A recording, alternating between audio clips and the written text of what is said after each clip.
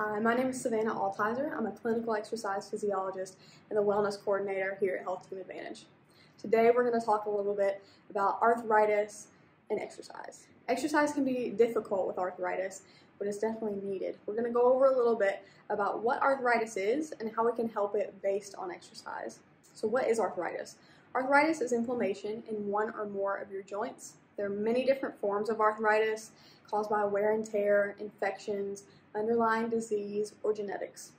Arthritis can cause pain, joint stiffness, decreased range of motion, or decreased overall quality of life. There are two main types of arthritis. Generally, in a healthy joint, you want cartilage between your bones so that your bones, when you move around, don't move together and rub against each other. Instead, they're moving against this rubber type of cartilage that can slide together easily. You have synovial fluid, which can be even easier for the joints to move around. What you don't want is the bone-on-bone to move around on each other, or for you to have inflammation in the joint, which is what arthritis is. So when you have arthritis, you don't have that smooth cartilage that you would have in a healthy joint. Instead, we have the two main types of arthritis, which are osteoarthritis. Osteoarthritis is kind of like a wearing down of the cartilage between your joints. If we look at the knee in particular, this is something common in the knee and things like that, but in osteoarthritis, you may feel like a catching or something like that at first, or just kind of wearing away of the joint, and over time, bone on bone will happen, and it will be really uncomfortable, cause inflammation, and pain, decreased range of motion, that type of thing. Next, we have rheumatoid arthritis. And rheumatoid arthritis is kind of what I like to refer to as like the allergies of arthritis. So with allergies, you can get pollen up your nose, especially around this time of year, and you're sneezing, you have inflammation, your eyes are itchy, and your body is attacking that pollen when it really doesn't need to. And the same thing happens with rheumatoid arthritis. So with rheumatoid arthritis, your body is having an immune response to your own cartilage, and it's making an inflammation happen there that usually wouldn't be there. So rheumatoid arthritis is just a disease in which the immune system attacks your joints. So it causes the same thing: inflammation, pain, and decreased range of motion. Exercise can help along with medication for exercise. Now, here's a caveat: to always talk to your doctor before you begin exercise to make sure that this is safe and right for you. So exercise can help arthritis through range of motion exercises, cardiovascular exercises, by getting your joints going and really moving about on a daily basis, basic physical activity, and any stretching or flexibility exercises. So it can decrease your inflammation, can reduce pain, decrease stiffness that you feel in the joint, improve your balance, and improve your sleep. I always tell people that if there's one pill they could take that would get rid of pretty much any ailment that they may find in their life, or significantly reduce the pain that they may have later on in life, people usually say they would take it. Exercise is that pill that people can have, especially for arthritis. So a question a lot of people have is, does the timing of exercise matter when it comes to arthritis? It actually does. So that's for two reasons. The first reason can be relevant to anyone, but essentially if you plan out exercise during your day and first do it in the morning, nothing can get in between you and that exercise because you've already made time for it. You've either woken up earlier, about 20 to 30 minutes, or you just put that time period in your day. That's the earliest part of your day. Nothing's really getting in between there. If you put it off, that's when you really start to make excuses and things come up, and maybe you're not able to do what you wanted to do for the day. So it's really smart to put it in the first part of your day so you do get that done. Consistency is always key with exercise, health, fitness, and being mobile and pain-free. Second reason is because we really want to move your joints around in the morning, make sure that the synovial fluid is getting where it needs to be, and making sure that your joints really get through their first range of motion, or the full range of motion, first thing in the morning. So the more we can get your joints through that full range of motion, the less pain you should feel. So try to be as active as soon as your day starts. Begin your day with activity will significantly increase your chances of exercising regularly. Moving around often during the morning will also help alleviate arthritis, aches, and pains throughout the day, but that goes throughout the day, so definitely make sure that you're moving around frequently. Now, there are three main types of activity that we want to focus on with arthritis. I've kind of already mentioned them. The first is physical activity, which is all bodily movement that kind of creates a caloric expenditure, so you're burning calories. Next is range of motion, and this is improving movement of specific joints. This can be done with range of motion activities, yoga, any stretching, that type of thing. And then next we have exercise, which is planned movement. So you actually plan it day to day, week to week, etc. All right, we're going to go over a little bit about physical activity. That was one of our bullet points of our main movements that we wanted to work on. So physical activity is, like I said, anything that burns calories. So walking your dog, going grocery shopping, doing chores around the house, tending to your garden, those types of things are things that are going to get you up, get you moving, making sure your joints stay mobile, and making sure that you feel good throughout the day and the week. Especially making sure that you kind of disperse these movements throughout the day, and you're not just doing everything in one go and then you're just resting the rest of the day. That'll cause pain later on in the day. It's recommended to have 150 to 300 minutes of physical activity per week. Now, if you break this down, 150 divided by 7 is about 20, right? So 20 minutes of physical activity can really show positive increases in how you feel and different health aspects. So anything above 300 minutes is about what you would want to hit if you're looking for weight loss. But again, just staying moving throughout the day, anything that you can do to kind of increase your caloric expenditure throughout the day is going to be physical activity. Exercise. Exercise is anything that you plan. For example, walking 2 to 3 days per week for 20 to 30 minutes a day. Using dumbbell weights 1 to 2 days per week for 2 to 3 sets per major muscle group. Using a stationary bike for 2 to 3 days per week for 30 to 45 minutes. These are all examples of exercise because they're planned throughout your week and they have a planned set amount of time. You wouldn't set an amount of time to go to the grocery store or to do chores, but you would set that amount of time to do exercise, and that's the difference. Our last one is range of motion. So range of motion is defined as the normal amount of movement you should have within a joint.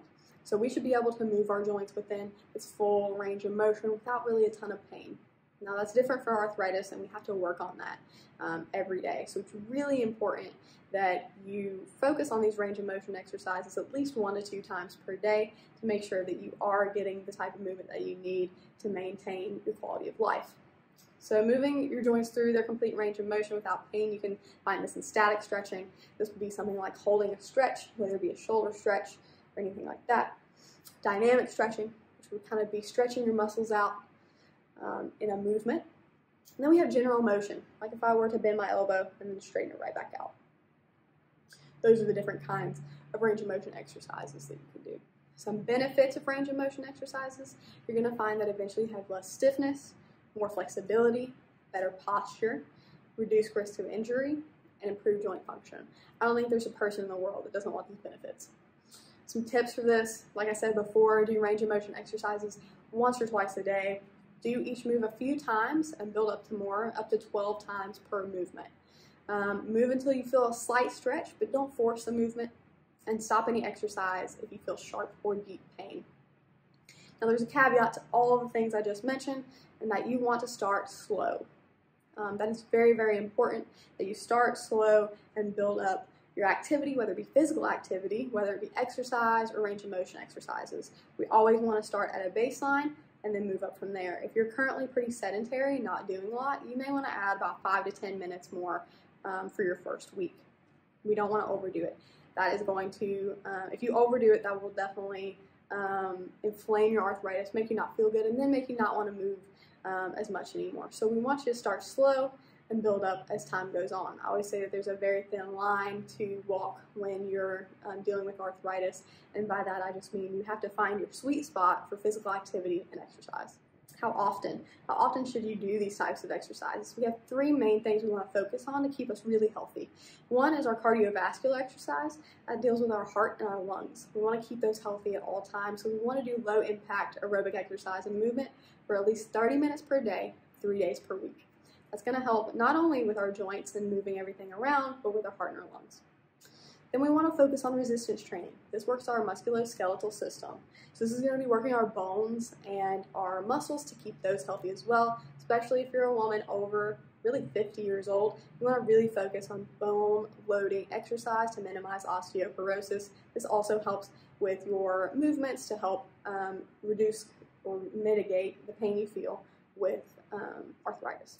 Next, we have our range of motion and flexibility exercises. Like I said before, we really want 5 to 7 days per week of that, as many days per week as you can get of range of motion. You really just want to make sure that your joints stay healthy and are able to move so you can have that quality of life and mobility that you want. Another question that a lot of people ask is, what if you're in pain before being active? And that's normal. So keep moving unless you have exacerbated joint pain, but always remember that you can kind of modify the movement however you want. So if you feel pain, I'm using my elbow as an example, if you feel pain in a movement and you start feeling pain about here, stop right there, right? Just kind of work in a movement where you can. If your knees are hurting that day, maybe just do upper body exercises. Or if your upper body's hurting that day, maybe just go for a light walk. So you can definitely modify things how you want to. Sometimes a rest is needed, so don't always think that you have to go out and exercise, because sometimes your body really does need a break. So if you're having a flare-up, sometimes a day or two of rest is needed to decrease inflammation and pain. You want to focus on rest, ice, or heat therapy. And don't forget, you can modify your movement to accommodate your pain.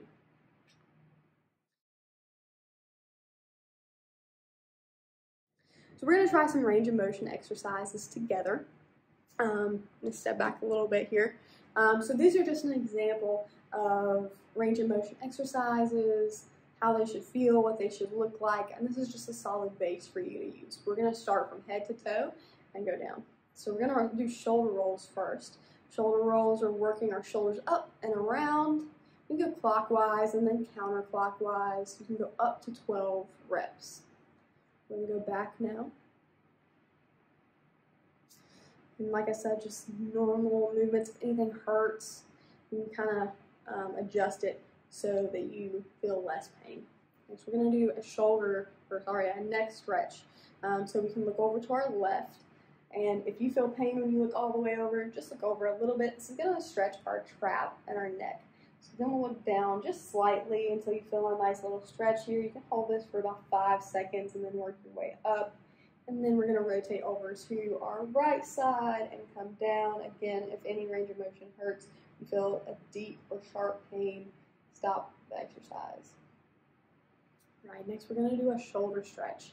So we're going to come across with our right arm, grab either our elbow or right here around our wrist, and pull. Now when we pull, we're going to feel a stretch right here in the back of our shoulder. You can lower your shoulder down and away from your ear to get a little bit more stretch, as well as press your palm out if it feels good to you.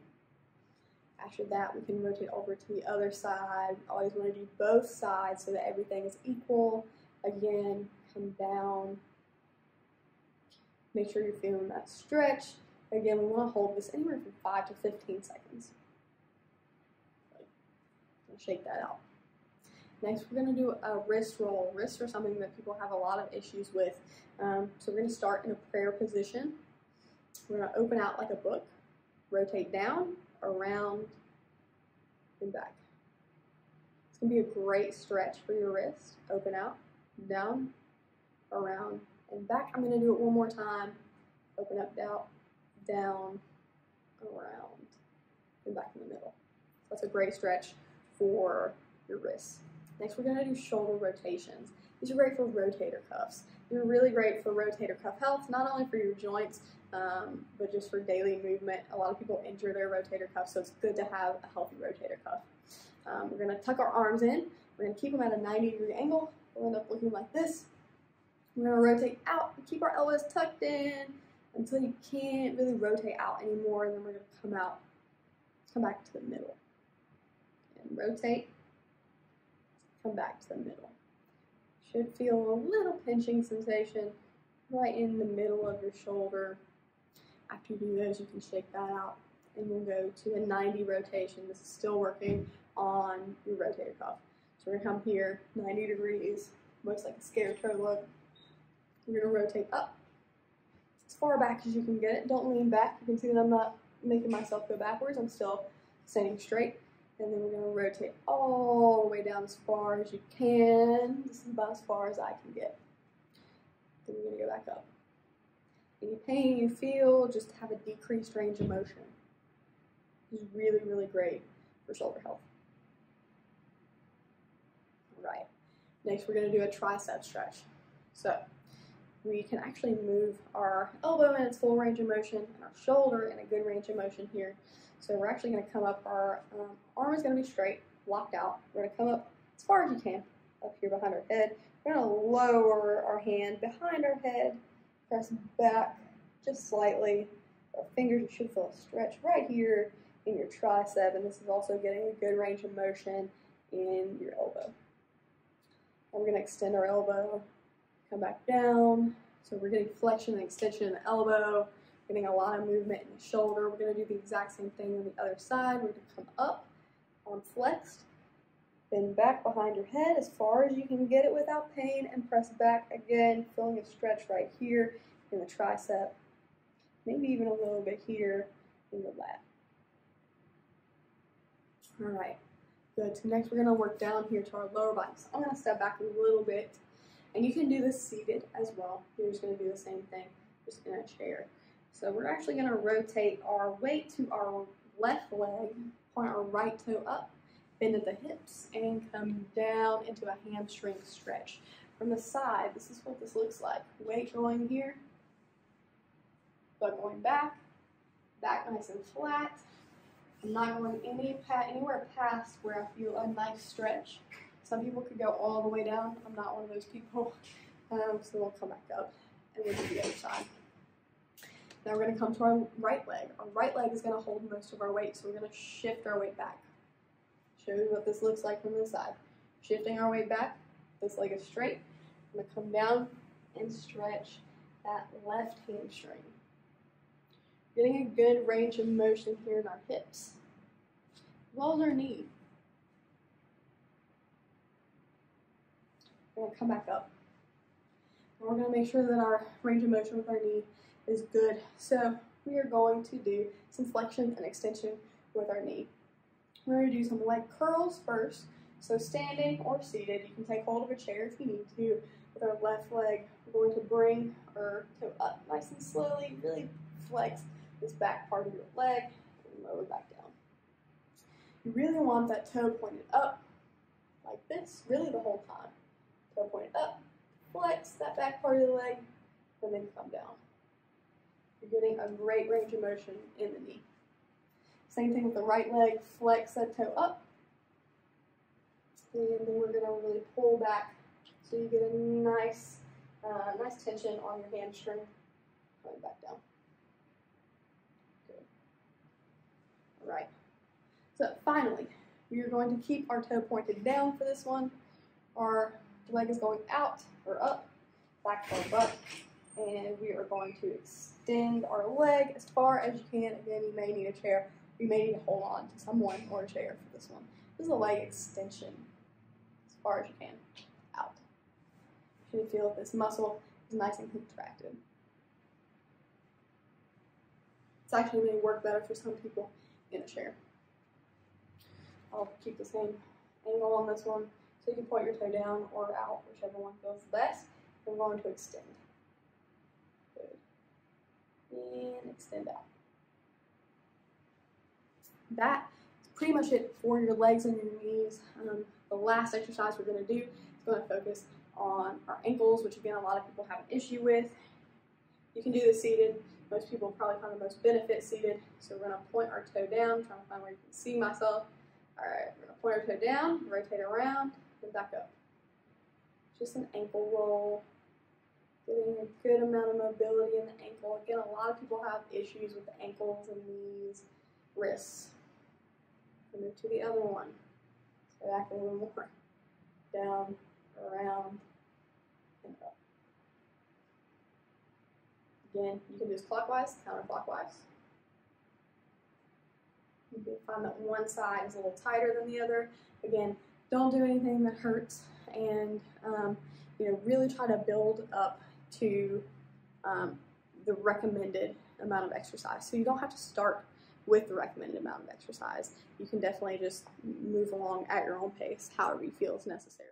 The last thing I'm going to talk about is other ways to make living with arthritis easier. Arthritis is definitely difficult to live with because it can decrease our mobility, can decrease our happiness because we can't do as much that we feel as we have done in the past. But really, we can work up to that.